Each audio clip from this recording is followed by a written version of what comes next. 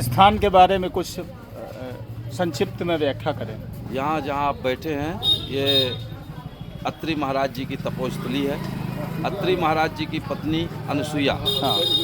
अनसुईया के पिता करदम, करदम की पत्नी देहूति, देहूति राजा मनु और शत्रुपा की लड़की। तो ये जो गंगा प्रकट की है माता अनसुईया ने, तो ये सतयुग से यहाँ निरंतर बह रही हैं। सतयुग से बह रही हैं। हाँ, संसार की समस्त गंगा नदियाँ सूख सकती हैं, हाँ। मगर ये निरंतर यहाँ ऋषि मुनियों की प्यास बुझाने के लिए इनकी धारा बहती रहती है।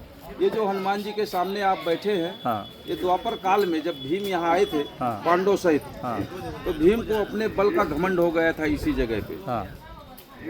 तो अत्रि महाराज जी को समस्त ऋषि मुनियों को चित्रकूट के अंदर जब उसने ललकारा कि मुझसे बलशाली कोई नहीं है, तो यहाँ के संत ऋषि मुनि, क्योंकि हम नहीं कह रहे, शास्त्र कह रहा है अत्रि आदि बहु बसहि ऋषि, अत्रि जी के अलावा चित्रकूट में किसी ऋषि का नाम नहीं आया। ऋषि तो बहुत थे, तो जब यहाँ के ऋषि मुनियों को उसने ललकारा, हाँ। तो अत्रि महाराज जी ने कहा कि ये जो हमारे महात्मा जी हमारे सुरक्षा में लगे हैं, हाँ। यदि तुम इनसे विजय प्राप्त कर लिया तो हम मान लेंगे कि आपसे बलशाली कोई नहीं। तो हनुमान जी और भीम का साधु वेश में गदा युद्ध हुआ। गदा युद्ध होने के बाद जब भीम नहीं पहचान पाया, तब उसने आग्रह किया कि महाराज आप अपना परिचय दीजिए। तो हनुमान जी महाराज पर्वताकार रूप जब दिखाए तो भीम बेहोश हो गया।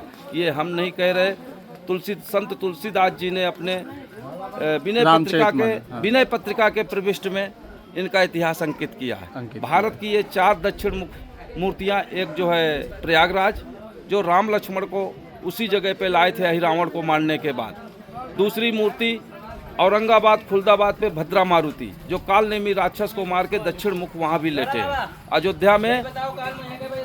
अयोध्या में नंदी गांव पे जो लेटे हैं, तो भरत जी ने बाण मार दिया था, वो भी दक्षिण मुख है।